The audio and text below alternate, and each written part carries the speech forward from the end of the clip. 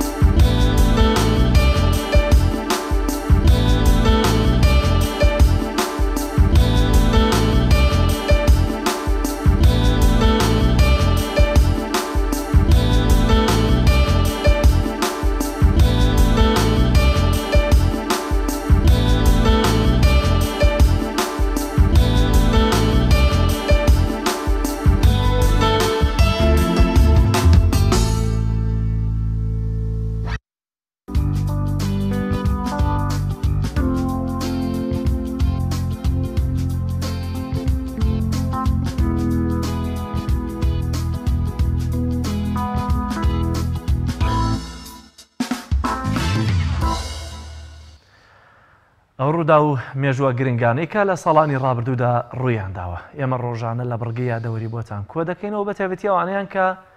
گرنگی و تایبەتمەندیەکیان هەیە بۆ ئێمەی کورد. با پێکەوە لە بڕگەی یادەوەری بینەری ئەو ڕوودا و مێژووە گرنگانە بین.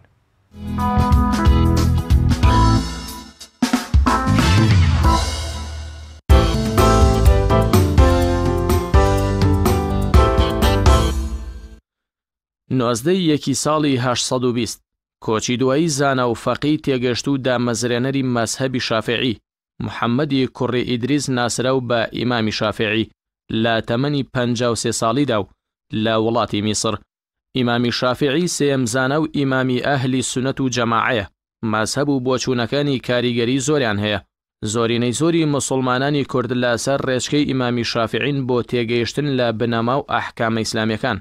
ئیمامی شافعی لە قەزاوت و تەفسیر و زانستی فەرمودەدا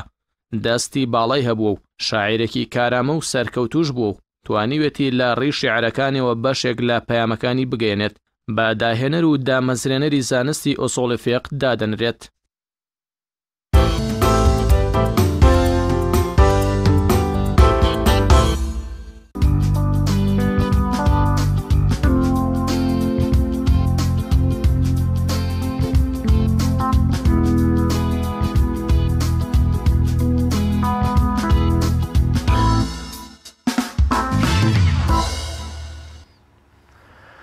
بینەرانی عزیز دیارەتەوەی تەوەری یەکەمی بەرنامەکەمان قسەکردنە لەسەر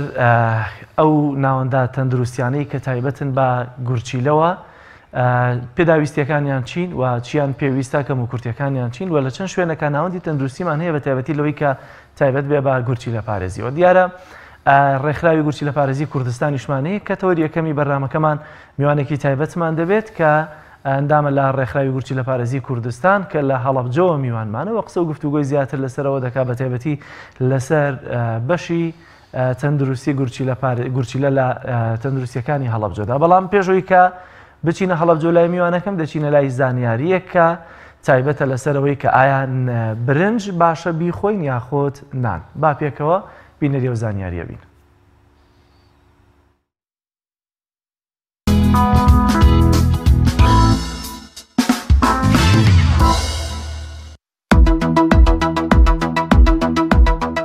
خواردنی برنج یاخود نان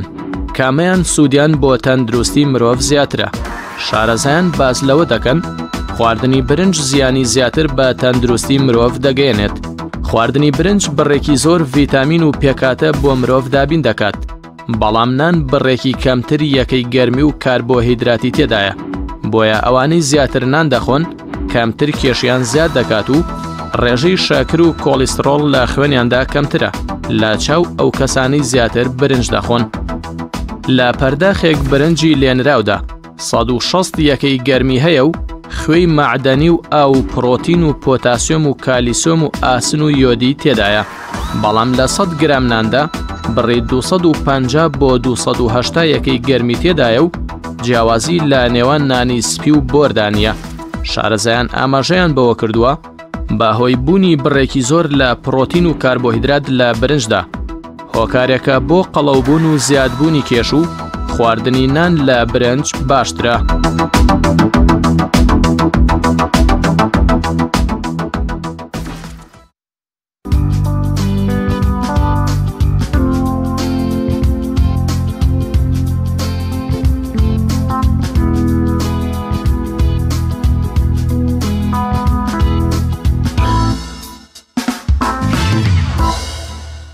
بەڵێ خۆشەویستان وەگاوکارم کاک جەلال ئاماژەی پێکردەوە یەکەمی بەرنامەکەمان قسەکردنە لەسەر گرفتی ناوەندە تەندروستیەکانی تایبەت بە گورچیلە. بێگومان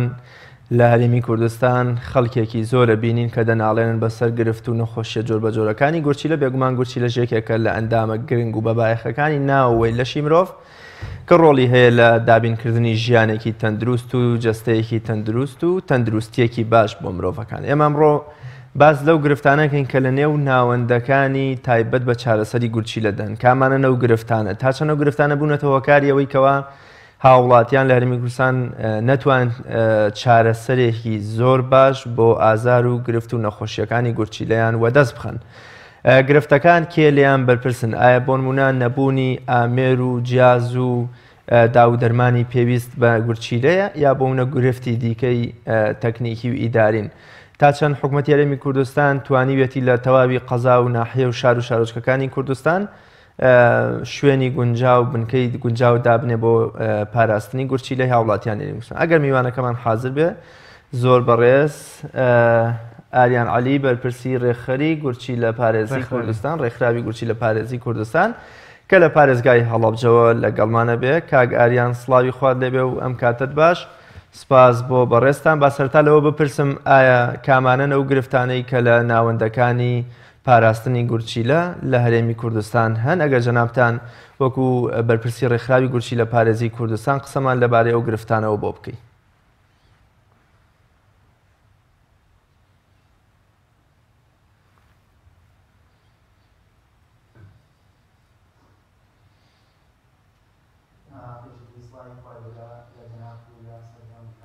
زۆر سپاس. بەڵێ من کێشەی گرفتی گورچیلە لە هەرێمی کوردستانە خەریکە بێتە حاڵەتی یاسایی، بگرە لە هەموو شارێک و لە هەموو ماڵێکدا لەم هەرێمەدا نەخۆشانێکی گورچیلە لە ماڵێکدا هەیە لەداخەوەیە. بۆیە حکومەتی هەرێمی کوردستان هەتا ئێستا نەیتوانیوە لە ڕێی عیلاج و لە ڕێی پێداویستی کەرەستەی مێشتنەوەی گورچیلەوە لە هەرێمی کوردستانە نەیتوانیوە تا ئەم ساتەوەکە نەخۆشانی گورچیلە بەپێی توانە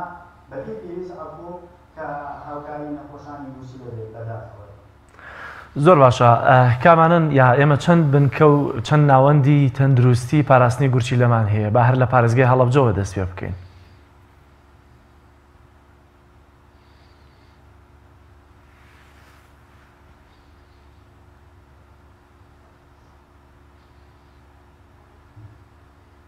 ناوەندی شنەوەی گورچیلە لە پارێزگای هەڵەبجەیە بە خۆشحاڵیەوە ئەو کارمەندانە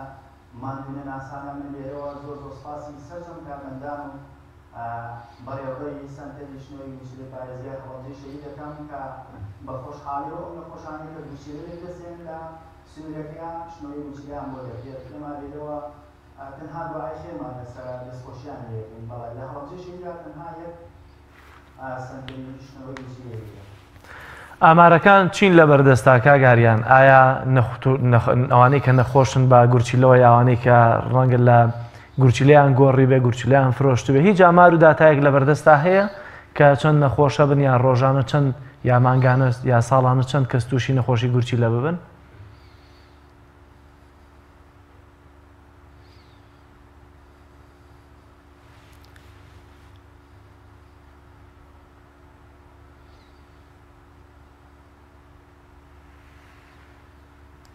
کاگاریان ئەگەر گوێت لە من بێ هیچ ئامار و داتایەک هەیە؟ ئەگەر گوێت لە من بێ هیچ ئامار و داتایەک هەیە لەسەرەوەی کە چەند نەخۆش چاتە چەند توش بووی بە نەخۆشەکانی گورچیلەمان هەیە لە هەرێمی کوردستان؟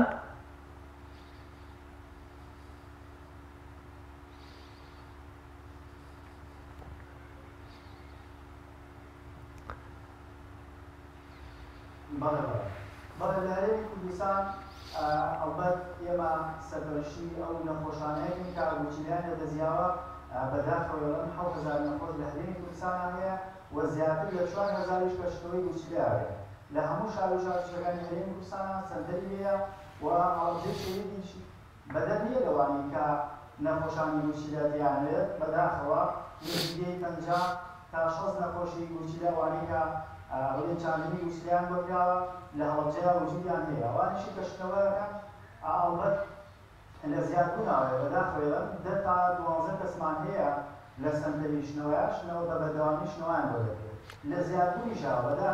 بەداخەوەیەوە لە پارێزگای هەڵەبجە و بگرە هەرێمی کوردستانشە. ئەو هۆکارانە چین کە مرۆڤ گورچیلەی لە دەست دەدا، ئایا ڕووداوەکانی هاتوچۆ و ڕووداوەکانی دیکە یان نەخۆشی و زگماکی و زۆر شتی دیکەیە؟ کامانە ئەو هۆکارانی کەوا دەکەن مرۆڤێ گورچیلە نەبێت تا نەشتەرگەری چاندنەوەی گورچیلەی بۆ بکرێ؟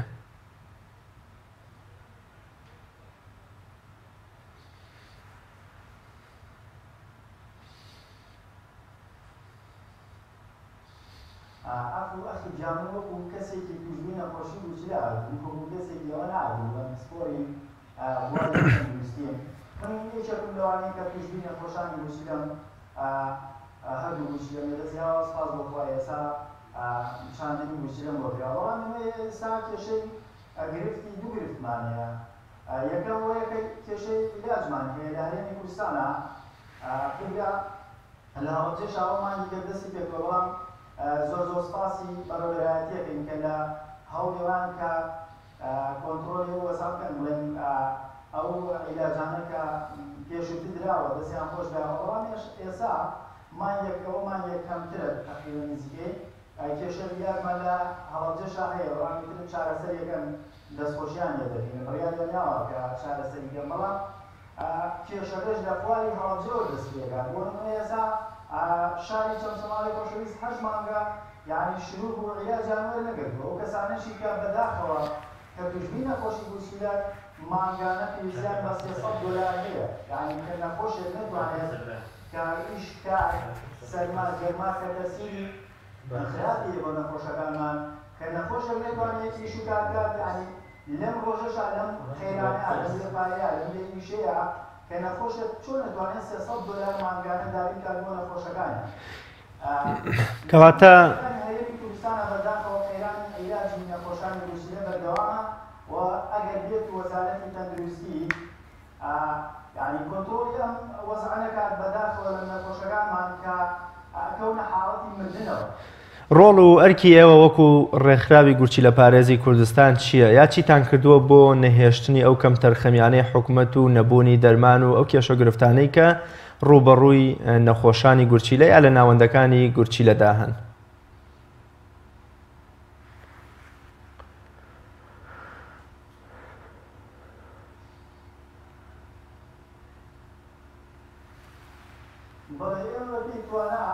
بەبێ توانە ئەو کارەی کە کردومانە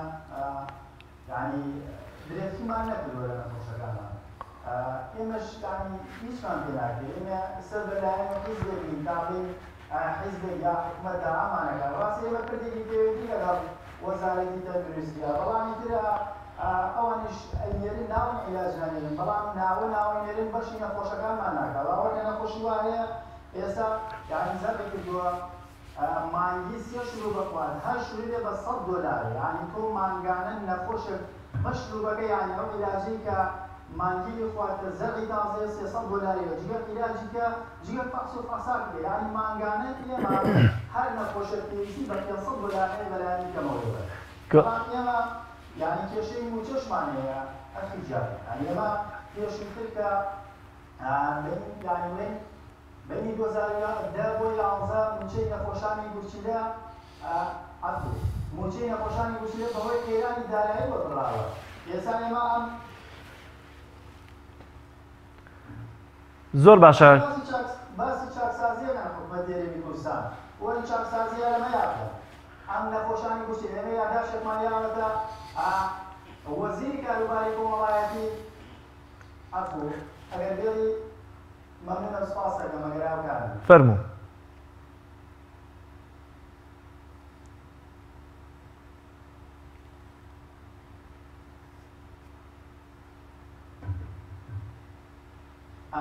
ئێمە ئەمە 21/12/2019 ئەوە یادداشتەکەیە لەلایەن ڕێکخراوی گورچی لە پارێزی کوردستانەوە دراوە بە وەزیری کاروباری کۆمەڵایەتی کە ئەو نەخۆشانەی کە پێشووتر کە بڕەموچەیەکیان هەبووە بڕاوە ئێستا هیوادارین بە دوادارچوون بکرێت بۆ ئەو کەیسە یعنی ئێمەش هیچ کەمترمان نییە لە کەمەندامان لەو نەخۆشانەی کە مانگانە بڕەموچەیەکیان هەیە با ئێمەش هەمان بێن یعنی با بڵێن لەگەڵ ڕێز و حورمەت ماوە بەسمەوە نییە کەمەندامان هەیە یعنی عیلاج ناخۆن ئێمە عیلاجی شەخۆر لە هەمان کاتیشا موچەمانە لە هەمان کاتیشا یعنی عیلاجەکەمان لێبراوە یعنی دەسەڵات نییە لێرەوە عیلاج لێبرێ لێرەوە موچە لێبرێ یعنی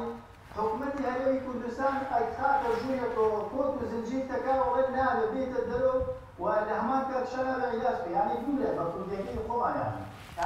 زۆر باشە کاگەریان داوا لە بەڕێز دکتۆر سامان وەزیری تەندروستیەکەین کە کاری جدی بکات بۆن نەخۆشانی گورچیلە لەڕووی عیلاج و لەڕووی ئەو موچەوەی کە زۆر باشە کاگەریان موچەکەتان چەندە و هەروەها ئەگەر یەکێک لە توشبووان یاوانی کە گورچیلەیان بۆ چاندراوەتەوە جارێکی تر ئەگەر لەلایەن حکوومەتەوە یا ناوەندە تەندروستیەکانەوە چارەسەرەکانی مانگانەی وەرنەگرێت دەبێت چەند پارە بدات لە دەرەوە بۆی کە فەحسەکانی بکات و شروبەکەی و دەرمانەکانی دیکەش بکڕێت.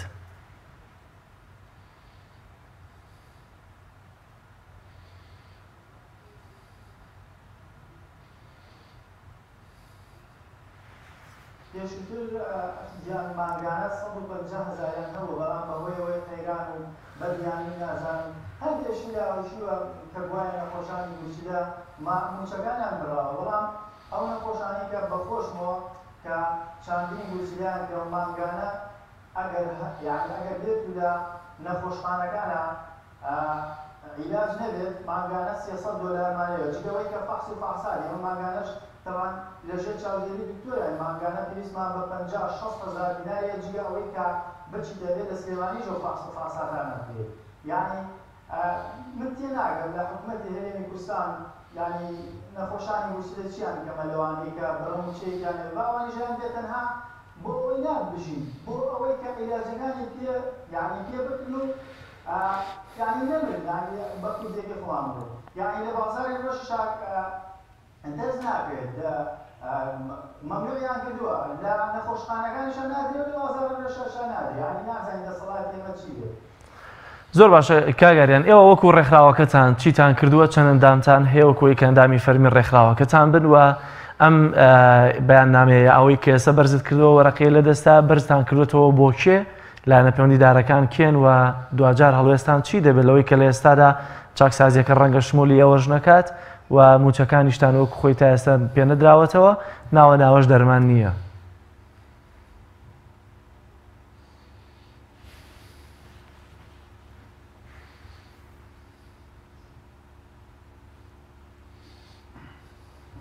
ئێمە ڕێکخراوەکە لە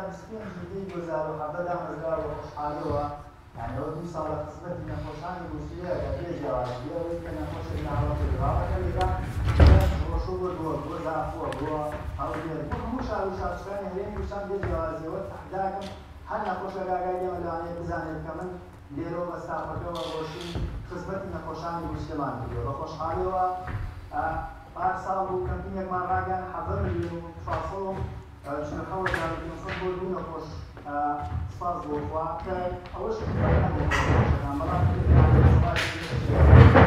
لە 3 ساڵی ڕابردووە ئێمە توانیمانە 400,000 هاوکاری نەخۆشانی گوشتە پێ لەڕێی عیلاج و مالی مانەیەوە جگەوەی کە جێژنانش هاوکاریمان کردووە لەلایەن ڕێکخراوەکانی ترەوە لێرەوە ئاوێت دەستخۆشی لە ڕێکخراوەکانی کردن ڕێکخراوی سەرۆرانی مەڵەجە بەڕاستەکەی دەستخۆشیان دەدەنێن ڕێکخراوی خێرخوازی بەرزانی ئەو ڕێکخراوانە خێرخوازانە لە لێرەوە دەستخۆشی لە خێرخوازانیش کرد خوازای خێریان مادەوە بۆیە ئەو یادداشتە دراوە دووبارەدراوە وەزیری کارەباری کۆمەڵایەتی کردوایە زۆر باشە کاگەریان لە تەواوی شار و شارۆچکەکانی کوردستان چەند نەخۆش کەوا بەدەست گرفت و نەخۆشیەکانی گورچیلەوە بناڵێنێ لای ڕێکخراوەکەیەوە خۆی ناونووس کردووە و چاوەڕی ئەوەیەکەوە حکومت لایەکی لێ بکاتەوە بە دەمداوا و خواستەکانیەوە بڕوە ئایا ئێوە ژمارەی نەخۆشەکانتان تۆمار کردووە و ڕیزبەندیان پلەبەندیتان بۆ کوێ پۆلبەندیتان بۆ کوێ لەوەی کە هەڵەبجە چەند سلێمانی چەند سۆران و کفری و کەلار و قەزا و ناحیەکانی دیکەش چەند نەخۆشتان لایە و کە چاوەڕێن ئێوە لە ڕێی ڕێکخراوەکەیەوە حکومت لایەکیان لێ بکاتەوە و گرفتەکانیان بۆ چارەسەر بکات.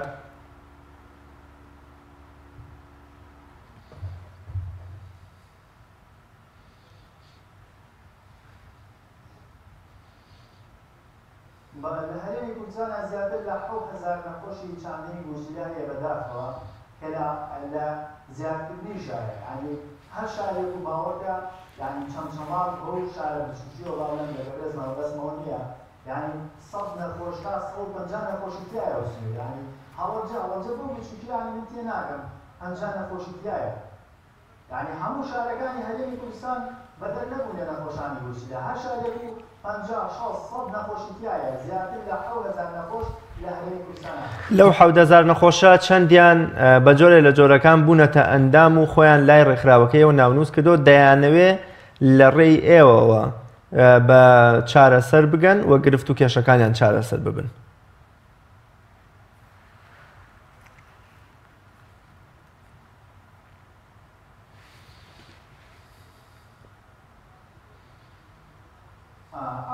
ئێمە باسی ئەوم نەکرد ئێمە قەیرانی دارایی لەناو ڕێکخراوەکەمانە سەری هەڵیاوە بۆ نمونەیە ئێستا ئێمە ئێستا ئێمە یعنی ئێمە ناتوانین هەندێک چالاکی هەیە هەندێکی شکار هەیە ئێمە بیکەین یعنی ئەگەر خێرخوازان نەبێت ئەگەر سپۆنسەرمان نەبێت باوەڕکە ناتوانین چنە سلێمانی و تەنانەت بچووترین چالاکی بکەین ئێمە وەکو ناموسی ئێمە داتای نەخۆشانی هەرێمی کوردستانمان لایە زیاتر لە 7,000 نەخۆش ساندنی بۆ کراوە و وەکو ئەندامیش ئێمە سەرپشتمان کردون هەر کەسێک ئازادە بێتە ڕێکخراوەکەی ئێمەوە بە خۆشحاڵیەوە هاوکاریەکەن لە ڕووی مادیمانێ و ئیترەوەی نەخۆشەش سەرپشتە لەوەی کە بێت ناوی بنووسێت یا ناوی تۆمارکە لە ڕێکخراوەکە. زۆر بە کورتی کاگەریان ئەگەر ئێستا نەخۆشێکی گورچیلە پێویستی بە چاندن بێت چۆن گورچیلەیەکی دیکەی دەست دەکەوێت لە ڕێگەی تەندروستی یا لە ڕێگەی حکوومەتەوە گورچیلە هەیە کە دەست بکەوێت یا دەبێت نەخۆش خۆی بگەڕێ بزانێت لەکوێ کێ هەیە گورچیلەیەکی خۆی بفرۆشێت و بیکڕێت.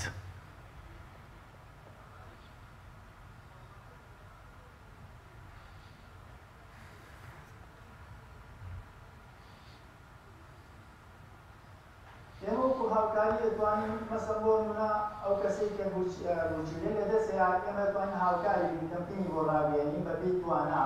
بۆ دواتریش فەحس و فاسات دەبێت ئەو کەسێک کە چاندنی گورچیلەیەکات فەحس و فاسات دەبێت ئێمە دەتوانین هاوکاری بین لەو لایەنەشەوە و دواتریش بۆ گورچیلەی ئێمە هیچ پەیوەندێکمان بەوە نییە کە گورچیلە تەیارکردن بۆ نەخۆشگاوەشەوەی تر سەرپشتە خۆی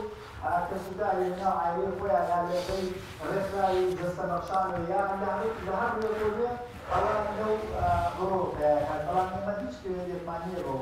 باخەکەوە. زۆر سپاس بۆ بەڕێز ئاریان عەلی بەرپرسی ڕێکخراوی گورچی لە پارێزی کوردستان. سپاس بۆ بەڕێستان لە پارێزگای هەڵەبجەوە میوانی تەوەری یەکەمی بەرنامەی پەیامی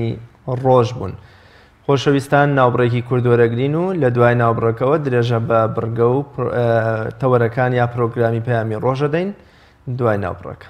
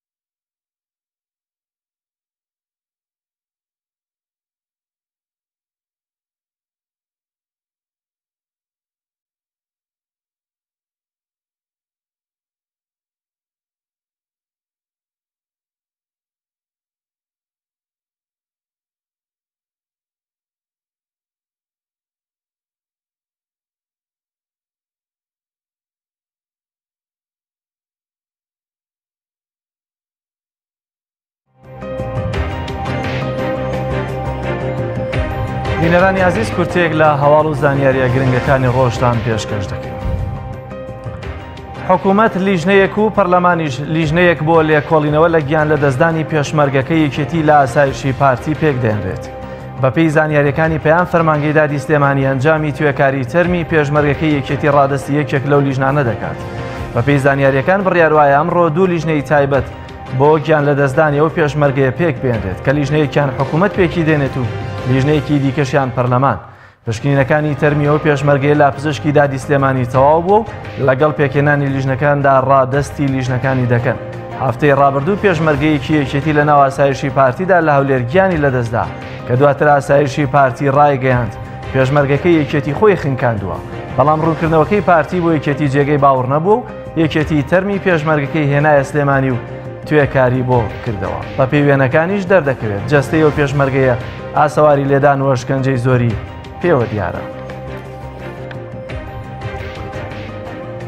لە پاش تێپەڕبوونی 10 ساڵ پارتی دیموکراتی کوردستان بڕیاریدا ئەمساڵ 14مین کۆنگرەی خۆی ببەستێت. ئەنجومەنی سەرکردایەتی پارتی لە کۆبوونەوەیەکدا بەستنی کۆنگرەی حیزبەکەیان تاوتوێ کرد و بڕیاریاندا ئەمساڵ 14مین کۆنگرەی خۆیان ببەستن. 13مین کۆنگرەی پارتی لە ساڵی 2010 بەسترا و بەپێی بڕیارەکانی کۆنگرەش ماوەی یاسایی نێوان دوو کۆنگرە دەبێت 4 ساڵ بێت، بەڵام بە پاساوی شەڕی داعش پارتی بۆ ماوەی ساڵێک کۆنگرەی دواخست کە بەپێی دەسەڵاتەکانی کۆنگرەش لە هەموو ئەگەرێکدا تەنها 1 ساڵ دەتوانن کۆنگرە دوا بخەن، بەڵام لە ئێستادا و لە پاش تێپەڕبوونی 6 ساڵ بەسەر وادەی یاسایی کۆنگرەی 13مدا پارتی دیموکراتی کوردستان بڕیاری داوە ئەمساڵ کۆنگرەی 14می ببەستێت. پارتی دیموکراتی کوردستان ماوەی نێوان کۆنگرەی 12 و 13مشی زیاتر لە 10 ساڵ بوو. خۆپشاندان و ناڕەزایی لە شاری نەجەف بەردەوامە و شەوی ڕابردووش خۆپشاندەران سەرجەم بارەکەکانی حیزبوڵایان لەو شارە سووتاند و دەرگای زۆرێک لە دەستگا حکومیەکانیشیان بە لەحیمکردن بەست. ماوەی چەند ڕۆژێکە خۆپشاندانەکان لە عێراق بە گرمی دەستیان پێکردووەتەوە و هێزانیەکان ڕوبەڕووی دەبنەوە. لە نەجەف خۆپشاندەران سەرجەم بارەکەکانی حیزبوڵایان سووتاند و دەرگای زۆرێک لە بینای دام و دەستگا حکومیەکانیشیان بە لەحیمکردن بەستووە و ئامارەکانیش تا ئێستا لە سەرکوژراوان و برینداربوون نادیارن. ئەندامێکی ئەنجومەنی نوێنەرانی عێراق ڕایگەیاند ڕێگەدان بەکردنەوەی بنکەی سەربازی ئەمریکی لە هەرێمی کوردستان پێچەوانەی لێدوانەکانی نێچیروان بارزانی سەرۆکی هەرێمی کوردستانە. ئەحمەد کینانی ئەندامی هاوپەیمانی فەتح لە ئەنجومەنی نوێنەرانی عێراق ڕایگەیاند دیداری شاندێکی ئەمریکی لەگەڵ نێچیروان بارزانی سەرۆکی هەرێم کە باس لە دامەزراندنی 4 بنکەی سەربازی ئەمریکی لە کوردستان کراوە پێچەوانەی هەڵوێستەکانی پێشوویەتی کە دەیوت هەرێم لەگەڵ هەموو بڕیارێکدایە کە بەغدا دەیگرێتە بەر. ئەو ئەندامەی هاوپەیمانی فەتح داوا لە سەرکردەکانی کورد دەکات پێداچوونەوە بەو جۆرە بڕیارانە ئەندا بکەن و کاگرتنە بەری بە شێوەیەکی گشتی لە بەرژەوەندی عێراقدا نییە. هەفتەی ڕابردوو ئاژانسی میهری ئێرانی لە راپۆرتێکدا ئەوەی ئاشکرا کرد سەرۆکی هەرێمی کوردستان و شاندێکی سەربازی ئەمریکی ڕێککەوتن لەسەرکردنەوەی 4 بنکەی سەربازی ئەمریکی لە هەرێمی کوردستان. وەزیری دەرەوەی ئەمریکا هیوای سەلامەتی و زوو چاکبوونەوەی بۆ عەلی سیستانی مەرجەعی باڵای شیعەکانی عێراق دەخوازێت. مایک پۆمپیۆ وەزیری دەرەوەی ئەمریکا لە تویتێکدا سوپاسی خوددا دەکات کە عەلی سیستانی نەشتەرگەریەکی سەرکەوتووی بۆ ئەنجام درراوە. پۆمپیۆ نووسیوێتی لەگەڵ ملیۆنانی عێراقی نزای بۆ دەکەین چونکە سیستانی ڕێنیشاندەر و سەرچاوی ئیلهام بووە. هیوای زوو چاکبوونەوەی بۆ دەخوازم و خوا تەمەنی درێژ بکات. پێشتریش باڵێۆزخانەی ئەمریکا لە بەغداد لە بەیان نامەیەکدا خۆشحاڵی خۆیان بۆ سەرکەوتنی نەشتەرگەریەکەی سیستانی دەربڕی و ڕایان گەیاند. بەخۆشی و شادیەوە هەواڵێکی مەزنمان لەبارەی سەرکەوتنی نەشتەرگەری سەماحەتی عەلی سیستانی پێگەیشتووە. ڕۆژی ڕابردووش وەزیری دەرەوەی ئێران وێنەیەکی خۆی و حەسەن ڕۆحانی و عەلی سیستانی بڵاو کردەوە لە تویتێکدا موژدەی سەرکەوتنی نەشتەرگەری عەلی سیستانی دایە ئێران و عێراقیەکان. ئێران سندوقی ڕەشی فڕۆکە ئوکرانیەکەی بۆشی ناکرێتەوە و بڕیاریدا ڕادەستی ئوکرانیایی بکاتەوە. ناوەندی فڕۆکەوانی ئێران ڕایگەیاند سندوقی ڕەشی فڕۆکە ئوکرانیەکە ڕادەستی ئوکرانیا دەکەنەوە بۆی خۆیان لێکۆڵینەوەی لێ بکەن. ئاژانسی تەسنیم لە ئازاری حەسەن ڕەزایی بەڕێوەبەری بەشی کارەساتەکان ڕایگەیاند لە تاران چەندین کۆبوونەوەیان لەگەڵ لێکۆڵەرە ئوکرانیەکان ئەنجامدا و گەیشتنە ئەو بڕیاری ناکرێت سندوقە ڕەشەکە لە ئێران شی بکرێتەوە بۆیە سندوقەکە ڕادەستی لاینی ئوکرانی دەکرێت بۆ لێکۆڵینەوە. شەوی ڕابردوو 22 کۆچبەر لە دەریای ئیجە لە خنکان ڕزگار کران. فیدراسیۆنی سەرتاسەری پەنابەرانی عێراق لە ڕاگەیەندراوێکدا بڵاوی کردەوە لە ناوچەی ئینزی سەر بە شاری ئێدرنا لە نێو دەریای ئیجا بەهۆی سەختی کەش و هەواوە بەلەمێکی چوپی کۆچبەران نەقم بوو ئاماژەی بەوەش کردووە سەرەتای نەقمبوونی چوپەکەیان کۆچبەرەکان پەیوەندیان بە پۆلیسی دەریاوانیوە کردووە بەڵام بەهۆی سەختی کەش و هەواوە شوێنەکەیان بۆ نەدۆزراوەتەوە دواتر بە هەلیکۆپتەرەوە دۆزراونەتەوە و سەرجەمیان ڕزگار کران فیدراسیۆنی سەرتاسەری پەلامەناری عراقەوەشی خستە ڕوو کۆچبەرەکان پێک هاتبوون لە 22 کەس کە لە نێوانیاندا 14 ئافرەت بوونیان هەبووە. کۆمپانیای گوگڵ بەکارهێنەرانی ئاگادار دەکاتەوە کە هەزاران وشەی نهێنی و ناوی بەکارهێنەر لە سەرتاسەری جیهاندا هاک کراون و ئاشکرا بوون. پسپۆڕانی بواری ئەلکترۆنی هۆشداری دەدەنە بەکارهێنەران کە بە زووترین کات دڵنیا ببنەوە لە پارێزراوەی پاسوەردەکانیان. سەرەتای ئەمساڵ کۆمپانیای گوگڵ تایبەتمەندیەکی نوێی بۆ بەرنامەکانی زیاد کرد ئەویش پشکنینی پاسوەردەکانە تاکو بزانرێت ئایا پێشتر هاک کراون یاخود نا لاگەری ئاشکرابوونی پاسوەردەکەیاندا بەرنامەکە ئاگاداریان دەکاتەوە و داوایان لێ دەکات گۆڕانکاریە لە زانیاریەکانیاندا بکەن. ئەندازیاری بەرنامەکانی گوگڵ دەڵێت تەنیا لە مانگی یەکەمدا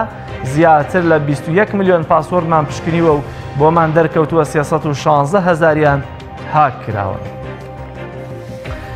بینەرانی عزیز کورتەیەک لە ئەحواڵ و زانیاری گرنگەکانی ڕۆژمان پێشکەشکردن لە پاشنەوە بڕێک دێنەوە خزمەتە.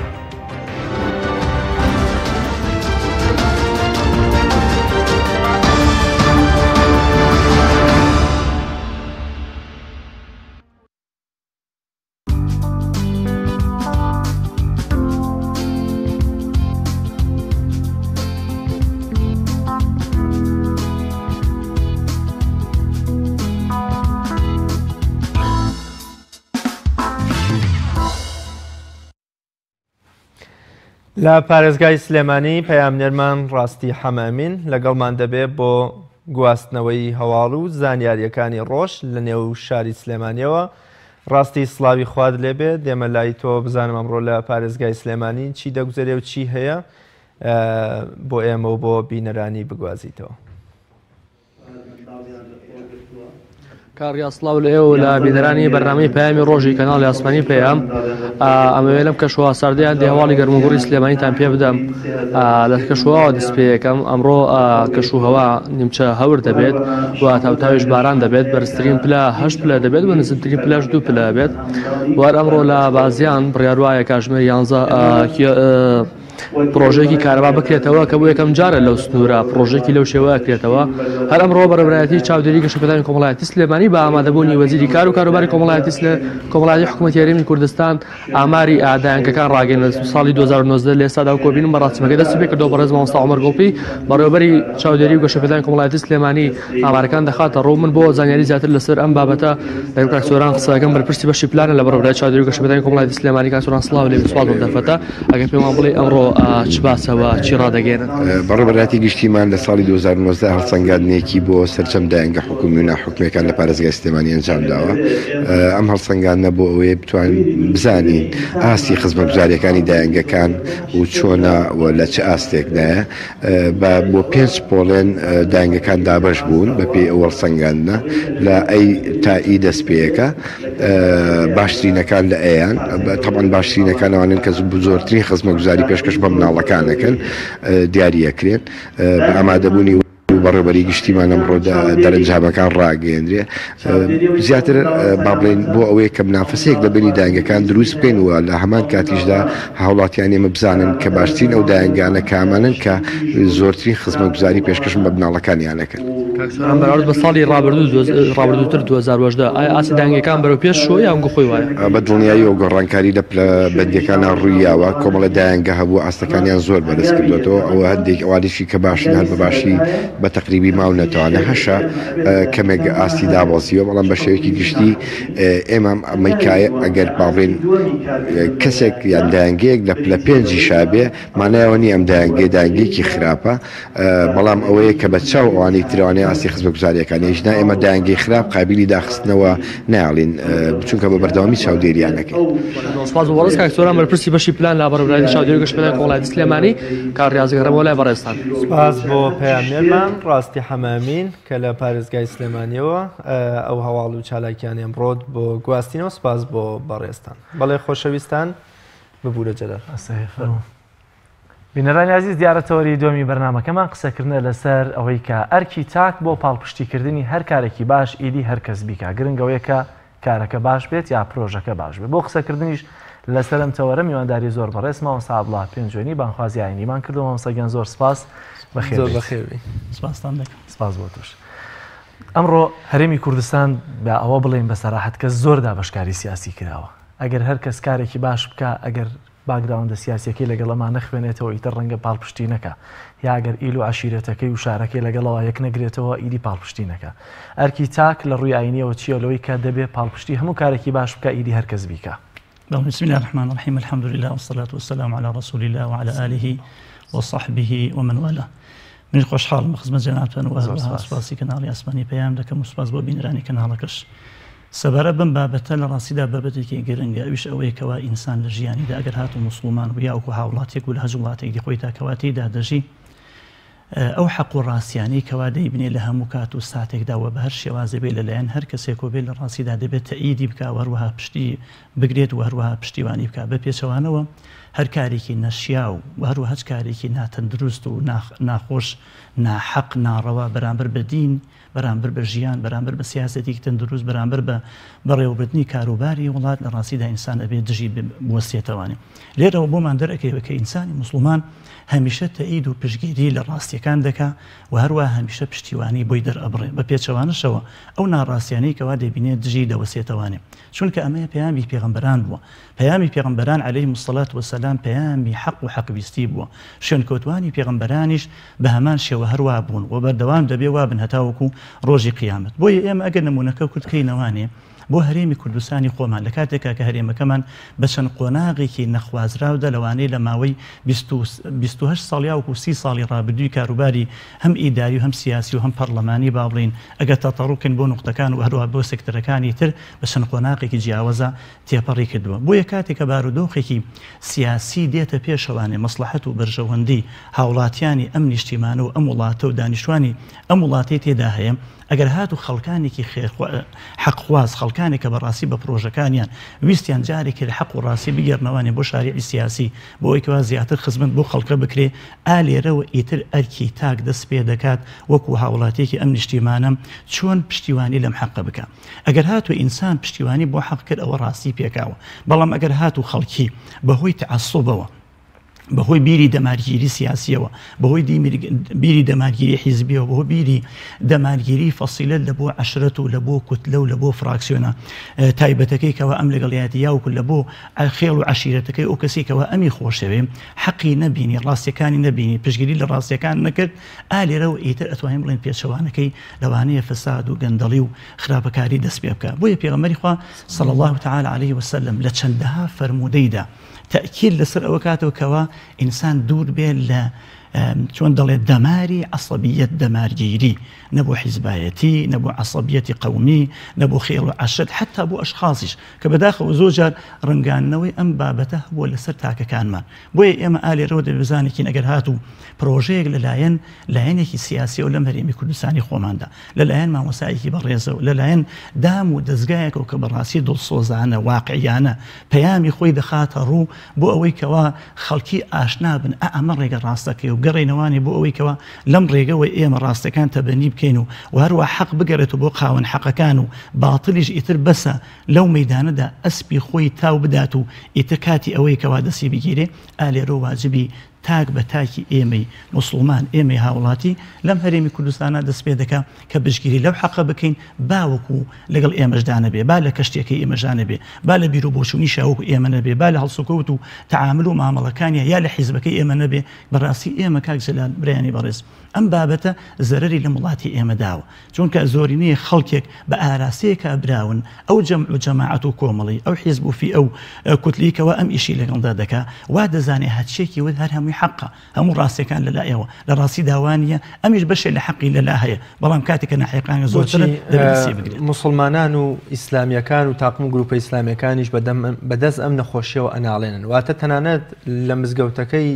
کۆڵانەکەی ئامادام ئیمام و پێشنوێژەکە یا و تارخوێنەکە لە گروپ و تاقمەکەیوانە تەنانەت ئامادە نیەنە لە پشتی شۆ نوێش بکە نە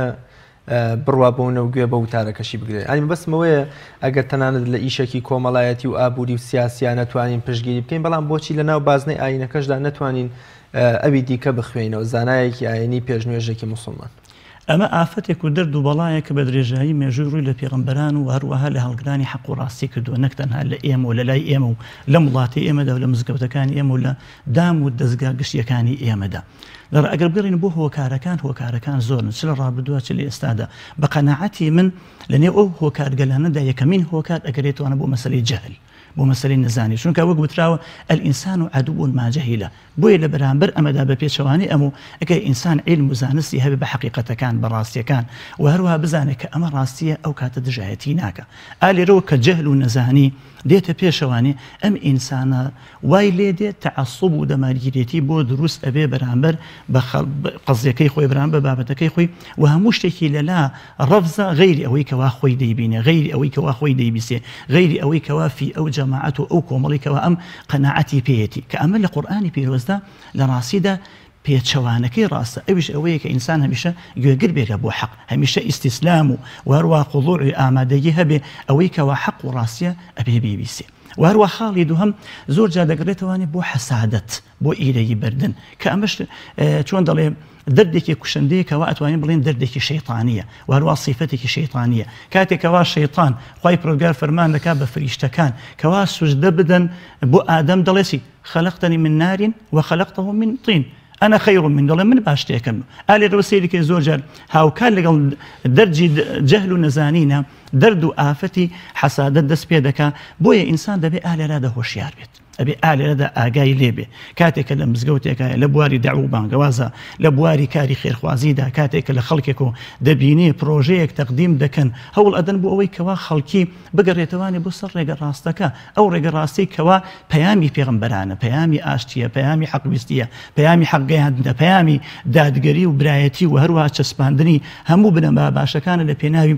مرۆڤدا ئالێرادا ئیتر ئەبێ بیری دەمارگیری وەلا بنێ ئەوەی کەوا حەق ئەگەر لە دوژمنەکەشەوە بێ تەنانە بیبیسێ ئێمە نمونەیەکمان هەیە ئەگەر ڕوخسەتم بدەن لە پێغەمبەری خوا صلی الله عليه وسلم لە حەدیثێکی صحیحدا و هەروە بە تەفسیلی کە ئەبوو هورەیرە دەهێنێ باسی ئەوە دەکا کەوا شەیطان دێ بۆ لای سێ شەو لەسەر یەک لە کۆتاییە پێغەمبەری خوا فەرمووی صلی الله عليه وسلم ما فعل أسيرك البارحة دیلەکە دوێ شەوتی وتی ڕای پێغەمبەری خوا پێی وتم تۆ لەمە دووە ئاەت الکورسی بخوێنە هەچ کاتێ چیتە سەر جێگاکەی خۆت بە هیچ شێوەیەک ولا يزال عليك حافظ ولا يقربك الشيطان أو كما قال بردوام پارێزگاری لێ دەکات و شێطان لێ نزیک نابێتەوانێ پێغەمبەر ئەکرەم صلی الله عليه وسلم چی پێ دەفەرمێ نافەرمێ ئەبوو هورەیرە ئەوە شەیطان بوو ئاەت الکورسی فێری تۆ دەکات بەڵێ چی صدقك وهو كذوب كما قال دڵێ ڕاستەکە لە کاتێکا خۆشی درۆزنە جا لەبەرەوە ئەمە دەردێکی کوشندێ ئینسانی مسلمان دەبێت ڕوبەڕووی بێتەوانێ بە عیلم و بەزانست و هەروە بە تەواضع و بە خۆنەویسی بۆ ئەوەی حەق و ڕاستی کاتە ئەم ڕۆشتێکی تر هەیە کە پێی دەوترێت چاواشەکاری خەڵک منی تاک زۆر چاواشە کراوم لە زۆر بابەتە پرۆژەی جوان ڕاگەنراوە کاری باش کارەکە هێشتا قسەکانە دەکرێت زۆر جوانە بەڵام نەتیجەکەی دەبینین خراپە بۆیە ئێستا قورسە متمانە بە هەموو پرۆژەیەک بکەم بە هەموو کارێک بکەم کە بڵێن ئەمە بۆ خەڵکە دوای نەتیجەکەشی بۆ خەڵک نەبێت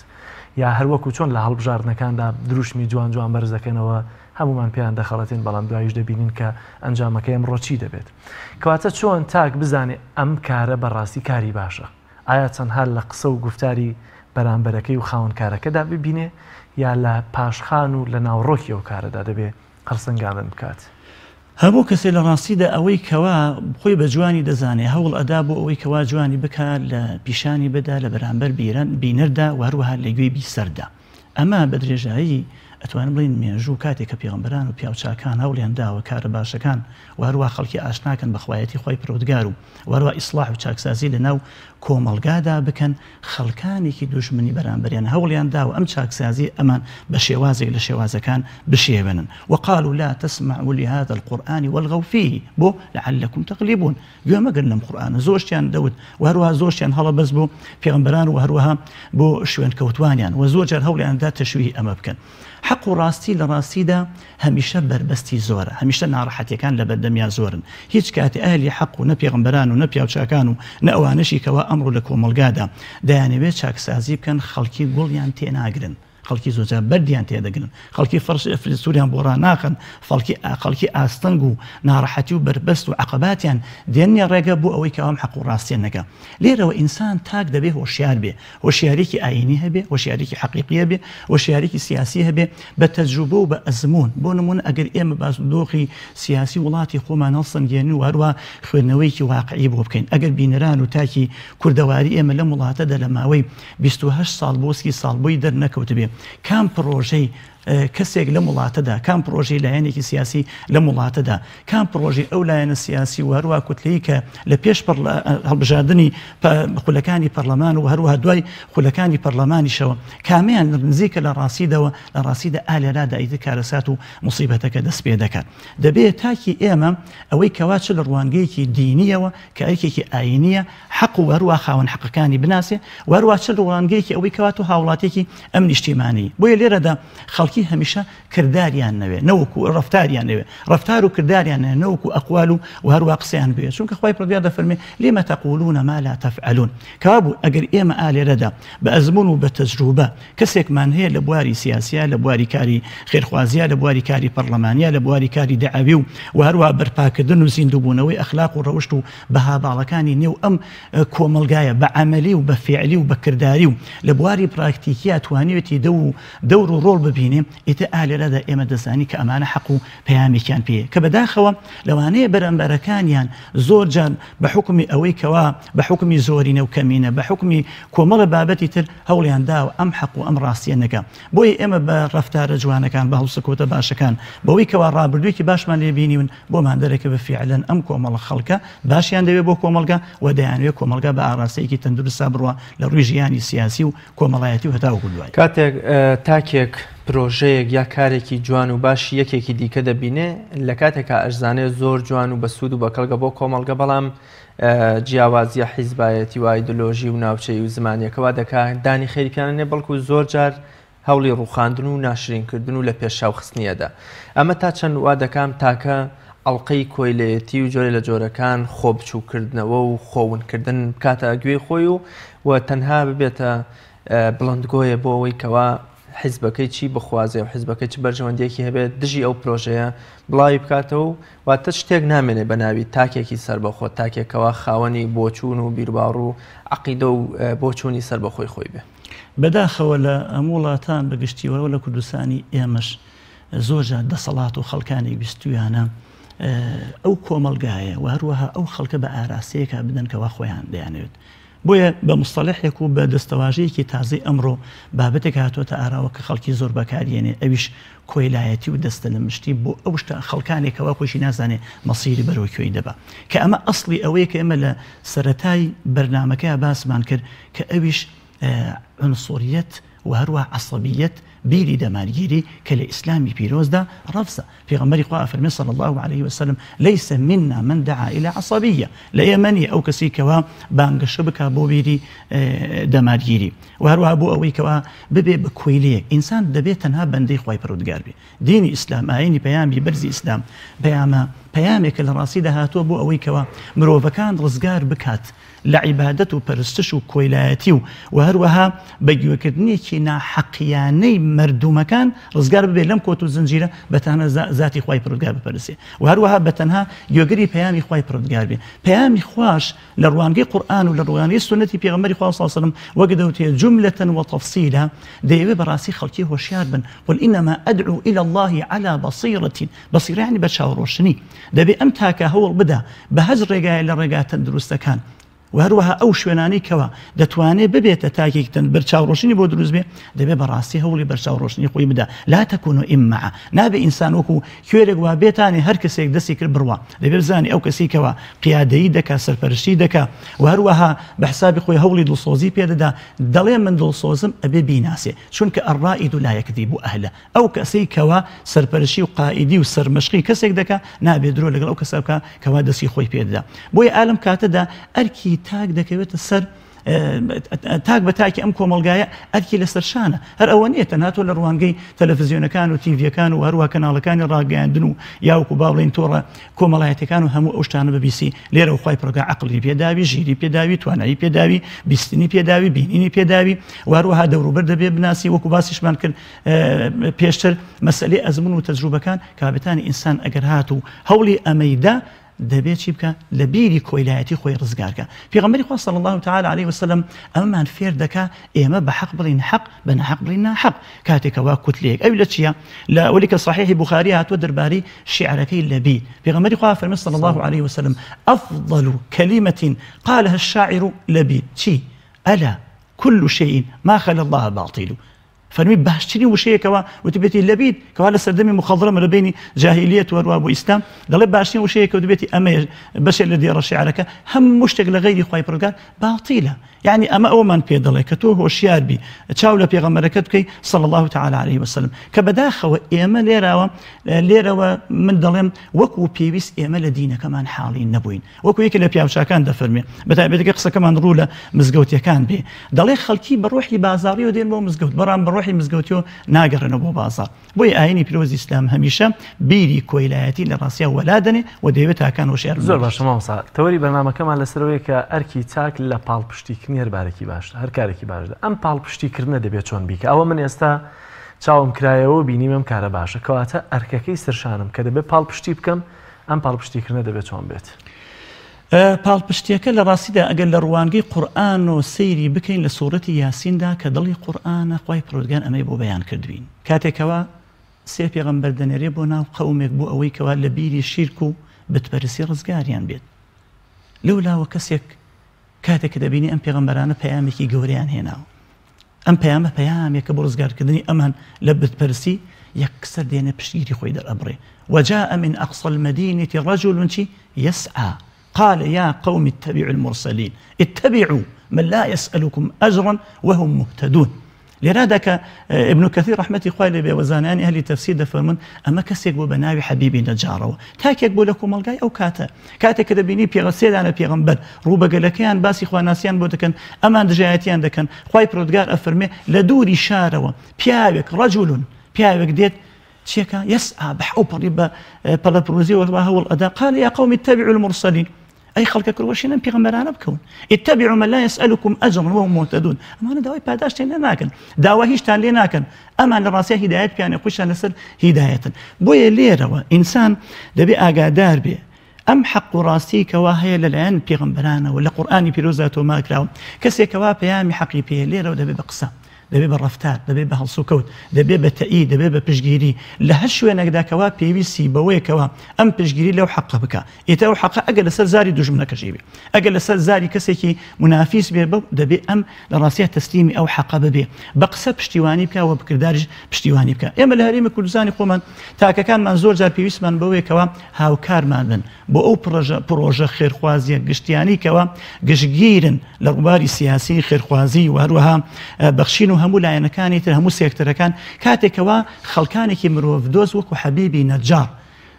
خۆیان ڕادەگەن بۆی کەوە ئەمان پەیامێکی بەرزیان بەوەی بۆ خەڵکی دەیانەوە خەڵکی ڕزگار بکەن پێویستە ئێمە لە کات و ساتی خۆیدا بەپێی موقعەکە بەپێی شوێنەکە بەپێی ئەو داخوازی کەوە هەیە ئەگەر لە دەمدانێک و لە ئیمزایەک و لە پشگیریەک ببوو لە تەئید بێت لە بۆ حەق لە ڕاستیدا ئێمە نابێ مقەسیر بین تایدا و ئێمە دەبێت پشگیر زۆر بە کورتی لەبەرە دەرفەتمان کەمە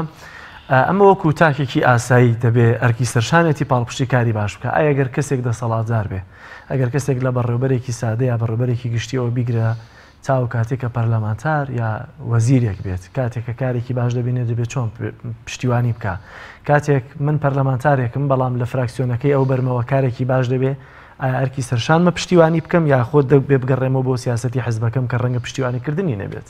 وڵا گەورەکان هەمیشە پەیامی گەورەیان پێیە و هەمیشە پەیامی گەورەتر دەگەێنن ئەندام پەرلەمان لە وڵاتی ئێمەدا گەورەیە دیارە تاکێکی هۆشیارە بۆیە خەڵکی دەنگی پێداوە و ئەرکیشان لە ماوەی 4 ساڵە لە ڕاستیدا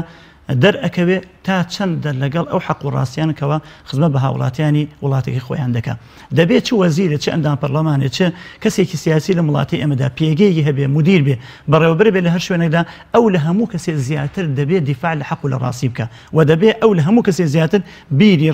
تعسب و هەروە عنسوریەت و هەروەها وەلایی لە بۆ فیئەکەی خۆی وای لێ نەکاکەوە چاو لە ئاستی حەقەکان دابقات و هەروە حەقەکان نەبینێ لەو پرۆژانی بە تایبەتی پرۆژەی لایەنەکان بە گشتی خزمەتێکی تێدا هەیە بە تایبەتی ئەو لایەنانی کەوا دڵسۆزانەتر ئاوەتن لەسەر لە پێشی بەرەمەگابوونەوەی فەساد و گەندەڵی و خراپەکاری کە ئەم وڵاتی ئێمەی تێدا نقم بووە کاتێکەوە فرۆکسێنێکی دیاری کراو با ئەندامەکانیشی لەم نین کاتێک کە پرۆژەیەکی ئەم پرۆژە خزمەت بەم وڵاتە دەکە لە ڕاستیدا نابێ ئەم بەهۆی بیری تعسوبی حیزبایەتیەوە ئەوە وەلا بنێ چونکە لە ڕاستیدا هەچ کاتێ حەقێک پێشێل کرا ئەوە بزانە باڵتیلێک و ناحەقێک شوێنی پێگرت و جێگی کردوێتە زۆر سپاس بۆ بەڕێز مامۆستا عەبدوڵڵا ڕەشید پێنجێنی بانخوازی ئیسلامی سپاس بۆ بەڕێستان بەوەی کە بوونە میوانی تەوەری دوایی بەرنامەکەمان بەڵێ خۆشەویستان تەوەری سێم و کۆتایی بەرنامەکەمان قسەکردنە لەسەر تیر و پشک بۆ ناوی حاجیانی حەجی ئەمساڵ لە پارێزگای هەولێر ئەمڕۆ کاتژمێرنەوە تیر و پشکەکە کرا پیرۆزبایەکی گەرم لە تەواوی ئەو حاجیە خۆشەویستانە دەکەین کە خوای گەورە ئەو هەدیە و خەڵاتە گەورەی پێبەخشینکەوە ئەمساڵ سەفەری ماڵە پیرۆزەکەی خۆی بکەن ڕاستەخۆ دەچینە هەولێر لای بەڕێز مامۆستا کامەران عەلی بزانین ئەمڕۆ تیر و پشکەکە چۆن چۆنی بووە و چەند کەس ناویان لە تیر و پشکەکە دەرچووە بۆ گەشتی ئەمساڵی حەج بەڕێز مامۆستا کامەران عەلی سڵاوی خوای گەورەت لێبێ سپاس بۆ بەڕێستان ماندوو نەبن لەو ئەرک و چالاکیانەی کە ئەمڕۆ لە تیر و پشکی ناوی حاجیانە ڕوبەڕووتان بوویەوە دەپرسین پرۆسەی تیر و پشکی ناوی حاجیان چۆن چۆنی بەڕێوە چوو و چەند کەس ناویان لە تیر و پشکەکەدا دەرچوو بەڵێ سڵاوی خوای پەروەردگار لە ئێوەش بسم الله الحمد لله والصلاة والسلام على رسول الله وعلى آله وصحبه ومن والاه الحمد لله ئەمڕۆ دوای ئەو دیدارەی کە لە 19 مانگی ڕابردوو کردمان لە ساڵی ڕابردوودا ئەوە ئەمڕۆژ کە کاتە 19/1/2020 پرۆسەی بەڕێوەبردن و بەڕێوەچوونی تیر و پشکی حاجیانمان بۆ حەجی ئەمساڵی 2020 ئەنجامدا بە شێوەیەکی زۆر شەفاف بە حوزوری دادوەر و خەڵکی مختص لە بواری ئایتی و بە شێوازێکی ئەلکترۆنی الحەمدوللا زۆر بە سەرکەوتووی زۆر بە شەفافانە تیر و پشکەکەمان ئەنجام داوە و لێرەوە پیرۆزبایی خۆم ئاراستەی هەموو ئەو حاجیە بەڕێزانە دەکەم هەموو ئەو خوشکەورا بەڕێزانە دەکەم لە سەرانسەری هەرێمی کوردستاندا کە ئەمساڵ چانسی سەفەری حەجیان بەنسیب دەبێ و ئینشاڵڵا ئەو گەشتە بە خێرە بە سەلامەتی و بەخۆشی دەکرێت بەڵێ ئەمڕۆ ئێمە تیر و پشکمان بۆ زیاتر لە 4500 حاجی کرد لەسەر ئاستی هەرێمی کوردستان و بە هەندێک شوێن لە ناوچەدا بڕاوەکانیش سوپاس بۆ خوای پەروەردگار پرۆسەکە هەم ئاسان بوو هەمیش شەفاف وەکو باسم کرد و ئەوەمێنێتەوە سەرەوەی کەوا خوای پەروەردگار چانسی کێ هەیە کە ئەو گەشتە ئەکا لە نێو دیارە 2000 ناو ئیتر 4500 وەکوترا لەوچێ لە 105 کەمتریش بێ لەو ناوانە بەداخەوە حەزمانە کرد وا بۆیە هەموو حاجیەک ئیشاڵڵا هەموو شێر تەمەنی ئەوە ئەکا ئیشاڵڵا بەنسیبی بێ بەڵام دیارە 4500 کەس ئێستا اختیار کراوە ئیشاڵڵا بڵێ زۆر باشە ساڵانی ڕابردوو 3 ساڵ و 4 ساڵ بەسەر یەکەوە تیر و پشک بۆ ئەو ساڵانە دەکرا و خەڵکیان بۆ وەکۆڵێ ناونووس دەکرا ئایا ئەم ساڵ تەنها ئێوە ناوی حاجیانی 2020تان نووسیوە یان بۆونە 21 و 22 23شتان تیر و پشک بۆ کردووە و ئەو 3 ساڵەی دیکەش ناونووس کراوە بۆ ئەوەی کە حاجیان سەفەری حەج بکەن خۆی بەڕاستی ئێمە ئاواتمان بوو کە ئەو فرسەتە و دەرفەتەمان لە بەردەستدا بواە کە بمانتوانایە چانسی زیاتر بەو ناوانە بدەین کە لە 2007 ناویان نووسیوانە کە پێوترێ فۆرمی 50,000ەکە بەڵام دیارە لەبەرەوەی هەم تەڵەب زۆر زۆرە خەڵکێکی زۆر خواستیانەوانێ و کاتە هەلی دەرفەتی ناونووسینیان نەبووەکەوە ناو بنووسن و ڕەنگە سیستەمەکەش وەکوی اقتراحمان کردووە سیستەمەکە بگۆڕێ بە سیستەمی ئۆنلاین لەبەرەوە بڕیاردرا تەنها ئەمساڵ لەو ناوانە تیر و پشت بکرێتەوە ساڵی ئایندە دەست بە ناونووسینەوە بکرێتەوە جا و بەڕێزانەیەکەوە چانسیان نەبووە لەم 4 ساڵەدا کە لەم تیر و پشکانەدا دەربچن شەڵا لە ساڵی ئایندەدا ناویان دەنووسێتەوە ئەو شێوازەی کە ئێمە پێشنیارمان کردو ئینشاڵاوە ڕاستپاردەی دیدارەکەیش تقریبان کۆدەنگی پیا کرد لەسەرەوەیکەوە سیستەمەکە ببرێ بە سیستەمی ئۆنلاین ئەو کاتەیتە هەر کەسێ ناو بنووسێ ئینشاءڵڵا لەسەرەی خۆیدا هەر بەری دەکەوێت جا ساڵێ دواترە 2 ساڵ دواترە ئینشاءڵڵا هەر هیچ کەسێ حەقی نافەوتێت. زۆر باشە مامۆستا کامەران ئەمساڵ پشکی حاجیان هەرێمی کوردستان لە عێراق یا عەرەبستان بۆ عێراق و عێراقش بۆ هەرێمی کوردستان دیاری کراوە پشکەکە نرخەکەی و چەند کەس جگە لەو 4500 وەکو یەدەک ناویان دەرچووە لەوەی کە ئەمساڵ سەفەری پیرۆزی حەج بکەن. ئێمە ئومێدەوارین وەکو ساڵی پار 7000 کەسمان ئەو سەفەرە بکات چکە ساڵی پار حکوومەتی سعودیە منحەیەکی دا بە حکوومەتی عێراقی نزیکەی 15000 بۆ زیاد کرد ئێمە لەو 15000 2000مان کەواتە لەسەر حسەکەی خۆمانەوە کە 5000 کەسە ئێمە 7000 کەسمان نزیکەی 7000 کەسمان سەفەری کرد بە حەجی ئەم حەجە گشتیە و حەجی بازرگانیەکەش هەرچەندە حەجی بازرگانیەکە ئەو حیسە زیادەی کە دێت لە ئایندەدا کە جارێ نازانین بە بازرگانی یەک لای دەبێتەوە یان وەکو یەدەکەکانی پێ ڕایی ئەەکەین لەمانەی 2020 لە تیر و پشکەکانی 2020 بەڵام ئەمیشە لەو لە کاتانێکدا دێت لە دوای ڕەمەزانەوە کاتێک دێت کە زۆر دەرفەتمان کەمە بۆی ئەمساڵ ڕەنگە احتیاط و یەدەکەکانمان زۆر ڕابکێشین بۆ ئەوەی ئەگەر بیرۆکەی ئەوە هەبوو حەجی توجاریەکە نەمێنێ ئەوە ئەو بۆشایەکەوە هەمانە بەوە پڕیکەینەوە کە واتە و فەراغی پێ پڕکەینەوە یەدەکەکانی پێ بنێرین جا ئومێ دەکەین ئینشاءڵڵا لە دەرنەتیجا وەکو ساڵی پار بگاتە 7000 کەسەکە گەرنا ئێستا ئەمە تقریباً تا نزیکەی 5500 کەس 6000 کەس ڕەنگە ڕابکێشین بە یەدەک و بە ئەوەی کەوە دەرئەچێ بۆ ئەوەی کە لە حاڵێکدا بۆ شای هەر بۆ شایەک دروست بوو ئێمە لە یەدەکەکان ڕابکێشین. تا ئێستا پرۆسەی تیر و پشکەکە بەردەوامە ئەمە بەشی یەکەمی پرسیارەکەم و بەشی دووەم پرسیارەکەی جەلال دووبارەکەمەوە کە لەبارەی نرخی سەفەری حەجی ئەمساڵە و پرسیاری کرد ئەو نرخە دیاری کراوە ئێوە چ ڕۆڵێکتان هەبوو لە دیاریکردنی نرخەکە و بە چەند دیاری کراوە بۆ ئەمساڵی حەج؟ وەڵای بەنیسبەت یەکەمیانەوە ئەوە نزیکەی 45 دقیقە من لەم ساڵات چاوەڕێی جەنابتانەکەم هەر ڕقیش بوومەوە جا ئەویان نازانم لە ژوورەت تەواو بوو زیاتر نازانم لە ژوورەت تەواو بوویانەوەڵێن بە هاوڕەکانم ئەشارەتەکانڵێن تەواو بووە بەنیسبەتی نرخەکەشەوە عادەتەن ئەگەر زیاد نەکا وەڵڵاهو ئەعلەم لەوە ناچێکەم بکە پار 4200 دلار بوو ئومێدی شەکەین ئینشاءڵڵا گۆڕانکاری بە ڕووی کەمترە ڕووبدا بەڵام تۆزێ ئەوە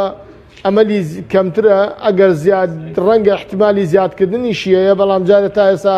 هیچ شتێ ڕوون نییە چونکە سعر حکوومەتی عێراق دایانێ ئێمە داینانێ. زۆر باشە کەواتە ئێوە پشکاری و دابشکاری ناکەن بەستەر ناوچەکانە لەوەی گەرمیان ڕاپەڕین سلێمانی هەولێر دۆکچەنی بەرکەوێ بەڵکو بە پێ و ناوانە چێ لەکوێ بوو ناوی هاتەوە بەڵام کۆمپانیاکان ئەو کۆمپانیانە کامانن کە ئەمساڵ حاجیان ڕەوانەی عەرەبستانی سعودیە دەکەن لە ئێستا کۆمپانیەکان دیاری کراون و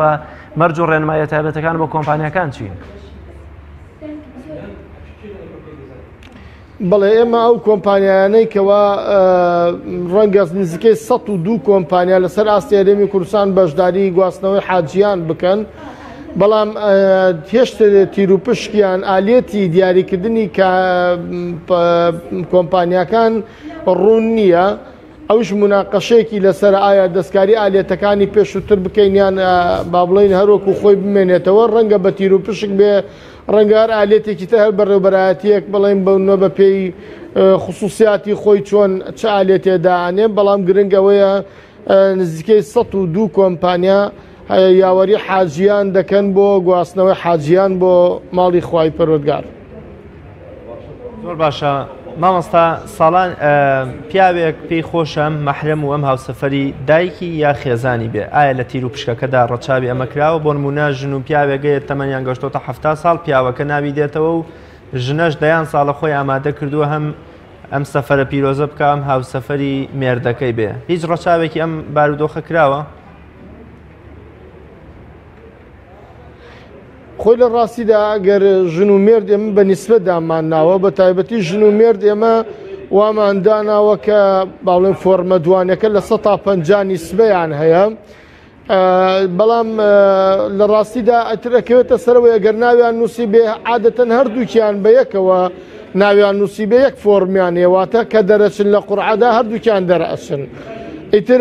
ئەمێن تۆ سەرەوەی کە چانسیان ئەگەر هەبێ گەرنا ئێمەش پێمان خۆشە بەڵام ئەبێ ئەوەش ڕەچاو بکەین باری تەندروستی ئەوان ئێمە لە ساڵانی ڕابردوایەکێک لە گرفتە هەرە گەورەکانمان باری تەندروستی حاجیان بووە کە بەشێکیان لەبەر پیری و بە تەمەنی نە لە ڕووی شەرعیەوە حەجیان لەسەر بووە نە لە ڕووی تەندروستیشەوە تەندروستیان مساعید بووە بۆ ئەنجامدانی و پرۆسە بۆیە لێ بوونەتە بار و مەینەت بەسەر حاجیانی ترەوە بۆیە ئێمە تاکیدمان لەوە کردوێتەوە کە پشکنینی حاجیان تەقلیدی پزیشکی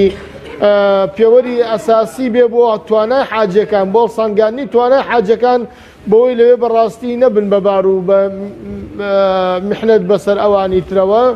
و ئیشەڵا هەمویان بە تەندروستی باشیشەوە ئیشەڵا حەج ئەنجامەدەن ئەوانیان کەوا تەشریفیان وان نسیبیان تێکەوتووە مامۆستا ساڵانە پشکێکی تایبەت بۆ کەسوکاری شەیدان دیاریەکرێت ئایا ئەم ساڵ هیچ پشکێکی تایبەتان بۆ دیاریکردن و پشکانە چەندە؟ بەڵێ ئێمە هەر نزیکەی 100 وەزارەتی شەیدان هەموو ساڵێک وازام 100 حاجی وەرئەگرێت ئەو 100 حاجێ بە پێی نفوز و بە پێی پارێزگاکان دابەشی ئەکا بەسەر بەڕێوەبەرایەتی گشتی شەیدانی پارێزگاکاندا ئەوانیش بە پێی ئەو ئالەتەی خۆیان تیر و پشکی بووەکەن و مامەڵەکانیان ئەنێرن بۆ ئێمە جا لەبەرەوە بڵێ ئەم ساڵیش خۆشبەختانە زۆر ئیمتیازاتی تریش هەر بە دەستگای شەیدان دراوە یەکێ لەوانەش ئەوەیە کە هەر کەسێ تەنەزولیان بۆ بکە با خزم و کەسی نزیکی خۆشیان نەبێت ئەوان چانسی ئەویان هەیەکەوە بڕۆن و ساڵانیش ئەوان زۆرترین مستەفید بوون لەو کەسانەی کەوا نەیانتوانیوە بڕۆن ئەتوانین بڵێن ساڵی پار لەوە چێ 200 کەسیان ڕۆیشت بێ کە خۆیان 100 کەس حیسەیان بۆ بەڵام لە هەموو بەڕێوەبەرایەتەکانەوە بە حکمی ئەوەی کەوا پشگیری دەستگای شەیدانیانە بۆ کەوانە کەسوکاری شەیدی پلەیەکەن توانیمانە ئیسفادە لە ئەوانە بکەین کەوا لەو بۆ شایانە بکەین کەوا خەڵکێک بووە نەچووە لەبەر هەر عوزرێک ببێ خۆبەخشانە هەدیان کردووە بەمان و زیاتر لە 300 کە زیاتریشمان ناردووە لە ساڵی ڕابردوودا. زۆر باش مامۆستا ساڵانە خەڵک گلەییەکی زۆر لە زۆری ڕێژەی لە زۆری نرخی سەفەرەکەکە جەنابەت ئێستا ئاماژە بەوەکی کە 42 وەرەقە 4200 دلار ئەگەریشی هەیەکەوە بەرەو سەرەوە و زیادبوون بەرز بێتەوە خەڵک گلەیەوە کاکە ئەمە بۆچی ینی بۆچی دەبێ نرخی ئەم سەفەرە هەوەندە گران بێت کە لە کاتێکە خەڵکێک پێ وایە ئەمە پەیوەندی بە حکوومەتی هەرێم و عێراقەوە هەیە و لەوە چێ سەفەرەکە خۆی ئەوەندەی تێنەچێت اینجا وەکو ئەو 100 پشکەی کە بۆ کەسوکاری شەهیدان دیاری کراوە ئایا ئەوانە لەسەر حکوومەتی هەرێمی کوردستان یا ئەوانیش هاوشێوە ئەوانی دیکە تێچووی سەفەرەکە لە ئەستۆی خۆیانە ئەوەی شەیدان با پێشا جوابت بدەمەوە ئەوەی شەیدان بەڵێ بێ خۆیان تێچووی سەفەرەکە بدەن لەبەرەوە ئەوە پەیوەندی بە حکوومەت هەرێمی کوردستانەوە نییە خوازیاری حکوومەت هەرێمی کوردستان بیتوانایە ئەوە بکە بەڵام لە ئێستادا نەیکردووە و تا ئێستا نەیکردو و لە ئێستا ژاهی شتێکی لەو بارەوە نییە بە نیسبەتی نرخی ئەو با بڵێن ئەو پارەی کە لە حاجیان وەرەگرێ 4200 دلاریان زیاترەکە یان کەمترەکە کاک جەلال ئێمە وەکو بەڕێوەبەرایەتی حاجەکان و بەڕێوەبەرایەتی گشتی لەگەڵ لیژنەی ئەوقاف لە پەرلەمانی کوردستان دانیشتین و ئێمە بە وردی تەوزیحمان بۆ ئەمانەدا معلومە جەنابیش دەزانین لیژنەی ئەوقاف نوێنەری هەموو حیزبە سیاسیەکانی تێدایە بە وردی تەوزیحمان لەسەر ئەم پارەیە بۆدان ئەوان لە دواییدا لە دوجاردا هیچ کەسێک یان نەبوو کە بڵێ ئەم پارەیە جێگەی گومانە یان جێگەی ئیشکالیان ئەم خەرجێ زۆرە یان تێبینی بدا مولەحەزە بدا لەسەری هەمویان ئازادن ئەوان جەرسەکە زۆر نەبووە کە ڕوویداوە چەند مانگی پێشی ئێستا بووە ئەتوانن وەکو لیژنەی با بڵین لیژنەی ئەوقاف لە پەرلەمانی کوردستان بەدواداچوونێکی تر بۆ ئەو نرخە بکەن بە دانیشتن بێ لەگەڵ ئێمەدایان بار ئیسفساراتێکی تر بێ بۆی لایەنە سیاسەکان و کوتلە سیاسەکانیش لە پەرلەمانی کوردستانەوە بگرەکە نوێنەری هەموو حیزبە سیاسەکان و پاشان ڕاگەیاندنەکانیان کە ڕنگدانەوەی دنیابینی هەر یەکێک لەو یان سیاست و تەسەوراتی هەر یەکێک لەو حیزبانەیە بتوانێت مەسەلەن پەخشی بکا بۆ ڕای گشتی کە ئەو نرخەی کە دانراوە بۆ حاجی بڕی تێچوونەکەش لە بەرامبەردا چەنە ئایا حکوومەتی هەرێمی کوردستان مستەفیدە لەو پارە لێ ئەمێنێتەوە یان لێی نامێنێتەوە بۆی من لێرەدا نابم بە مەحامی حکوومەتی هەرێمی کوردستان دوای ئیتیهامم بکەن بۆی بڵێن کاکە کابرا ئاوا بوو بە مەحامی هەرێمی کوردستان بەڵام من ئەڵێم هەر حیزبێکی سیاسی کە نوێنەری لە لیژنەی ئەوقافی پەرلەمانی کوردستانایە بە داداچوون بکە ئەگەر ئیشکالێکە بوو بۆ ڕای گشتی بڵاوی بکاتەوە بڵێ کاکە ئەم ئیشکالە هەیە و بڵێ زۆر باشە باست لە ناوچە دابڕێنراوەکان کردەوەی کە بەشێک لە پشکەکان هی ئەوانن بۆچی ناوچە دابڕێنراوەکان لەسەر هەرێم لەسەر پشکی هەرێم دەبێ ئەو سەفەرە بکەن بۆ ناچن لە پشکی عراق ئایا ئەمانە چۆن دابشکاری کراون ئەو ناوچانەی تقریبان وازم زیاتر مەخموری تێدایە کە هەر بە سەر بە هەرێمی کوردستانە و یعنیا لەو بینەدایە وازام دام و دەستگاکانی حکوومەتی هەمووی سەر بە هەرێمی کوردستانە تقریبان ئەوەیە کە من بەرچاوم کەوتووە کە باسی ناوچە دابڕێنراوەکانەکە ئەو هینەیە ئەو وازانم مەخموری تێدایە ئیتر ئەوەیان نازانم زۆر باشە زۆر بە کورتی کەی دەست بە مامەڵەی حاجیان دەکرێت بۆ کردووە بڵێ کەی دەست دەکرێت بە مامەڵەکردنی یا تێپەڕاندنی مامەڵەکانیانی دی ئێمە تەسەورەکەی نیشەڵا لە دەوری یەکی دوو بە دواوە ئیتر بە فیعلی بکەوینە سەر مامەڵەکردن و بە ڕایکردنی مامەڵەی حاجیان ئینشاء الله. زۆر زۆر سپاس بۆ بەڕێز مامۆستا کامەرانلی بەڕێوەبەری حەج و عومرەی سلێمانی سپاس بۆ بەڕێستان کە لە نێو هۆڵە ساردووسڕەکەی تیر و پشکی حەجی ئەم ساڵەوە لەگەڵمان بووی داوای لێبوردنەکەین کە سەرماشمان کردی. بەڵێ خۆشەویستان نالی ڕەزا و ڕەحمەتی خوای لێبێت لە ئەستەمبوڵەوە ڕوو دەکاتە پێغەمبەری خوا صلی الله علیه وسلم و دەفەرمێ ئەی ساکینی ڕیاضی مەدینەی منەوەرە لوتفێ بکە بفەرموو مەدینەی منەوەرە خۆزگەم بەو حاجیانەی کە ئەمساڵ خوای گەورە نسیبی حەجی پێبەخشین و ئەتوانن ئینشاءڵڵا ئەمساڵ ئەو گەشتە بە سەلامەتی و بە تەندروستێکی باشەوە بەجێ بگێن و ببێتەوە کاری پاکبوونەوەیان لە تەواوی هەڵە و کەم و کورتیەکانیان. زانیاریەکمان لەبارەی سوودەکانی ئاوەوە بۆ ئامادەکردوون. ئایا ئاو خواردنەوە چ سوودێکی بۆ تەندروستی مرۆڤەیە با پێکەوە بینەری ئەو زانیاریە بین.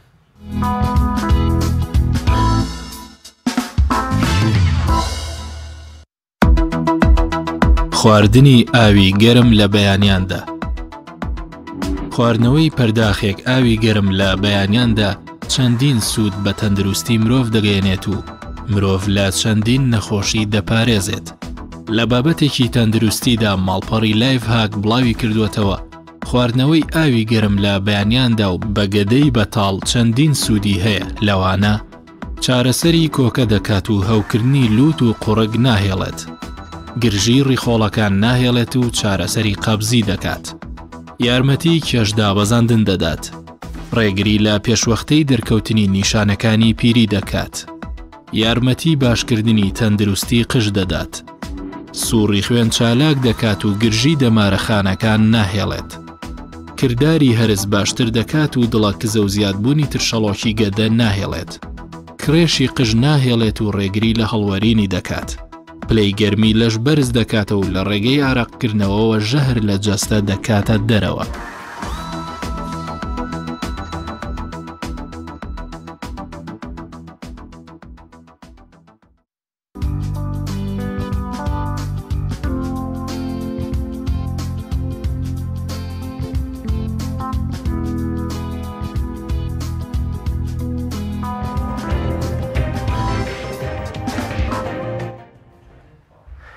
بینەرانی خۆشەویست بەرنامەی پەیامی ڕۆژی ئەم ڕۆژمان پێشکەشکردن لەگەڵ هاوکارم کاک ریاس. زۆر سپاس بۆی کە تام ساتێ بەرنامە بینەرمان بوون. سپاس بۆ هاوکارانم لە پشتی کامێرە و لە کۆنتترۆل تا بەرنمەیەکی تر و ڕۆژێکی نوێ دیکە بەخوای گەورە و میهرەبانتان ئەسپێرین ماڵتانەوە خواتان لەگەڵ. زۆر سپاس.